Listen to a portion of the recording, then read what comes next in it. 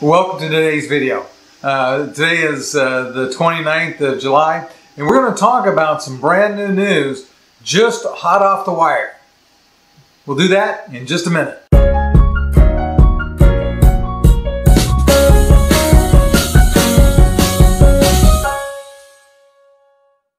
My name is Ken Edmonds, and if we're meeting for the first time, on this channel I share information to help people that travel with challenges, travel better, avoid the pitfalls, and I also share information for their friends and families. We'll start with the most impactful news for most of us in the United States, and that's the fact that Norwegian Cruise Lines has canceled cruises for all of their brands. So not only NCL, but Regent Cruise Lines and Oceania, those have been canceled for the month of October. One positive note is they did announce that they will make monthly announcements of any future closings, so that we're not sitting there waiting all month wondering what's going to happen, but we can expect a monthly announcement as to the status of cruising. I thought that was a positive thing. One thing that I thought was positive for Norwegian Cruise Lines and their subsidiaries is that when Royal Caribbean developed and patented a process for virtual lifeboat drills, they agreed to share that information and that process with NCL and all of their subsidiary lines.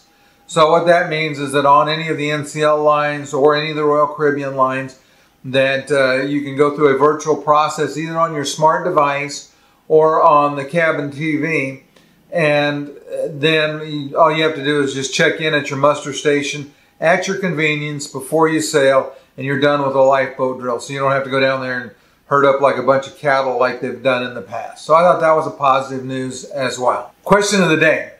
Did you have an October cruise planned with Norwegian Cruise Lines? I need you to put an answer down below in the comments.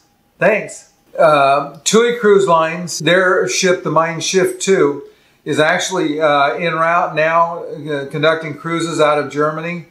Things seem to be going well. The ship's operating at about 60% of capacity, which means a lot of empty space. There are some other things that of note associated with that. They sailed from Hamburg. They're doing daily temperature checks on the passengers. With the reduced capacity, they spaced out people in the dining rooms.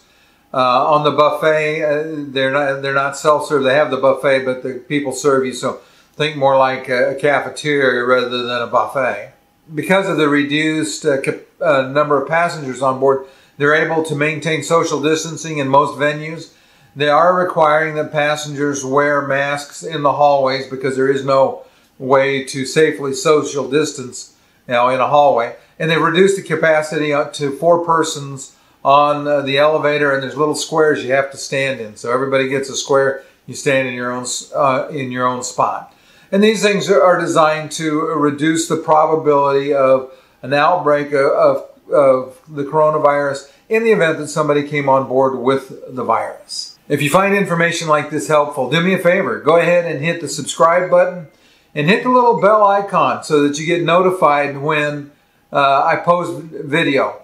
There's at least one new video every week, and usually a couple. In a bit of sad news, the Carnival Fantasy has completed her last voyage. She's at the Asiaga shipyard in Turkey, where she'll be dismantled. She hasn't been hauled out yet. The 2 Royal Caribbean ships have been hauled out, and they're on dry land being torn to pieces as we speak. But the Carnival Fantasy's there, and very shortly she'll start to be dismantled. So that's the end of the first of the Fantasy class ships. And it's, like I said, a little bit of sadness there. If you find this information interesting and helpful, do me a favor, hit the like button. Another piece of cruise news from Europe, and I thought this was concerning, let's say, is that AIDA Cruise Lines is going to start sailing in August, and they brought in 750 crew members.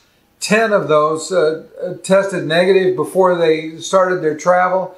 They were tested positive for the COVID virus when they got to Hamburg in Germany. They're still planning on sailing, though, the fact that the crew members tested negative and then now they're ready to get on the ship, they test positive, obviously brings us a little bit of concern about what's going to happen with the rest of those people that traveled with them and the risk of coronavirus popping up on board a ship. Thanks for watching. I hope you enjoyed the show. Over here, there's going to be a couple of links to other videos. Hope you enjoy them. Thanks.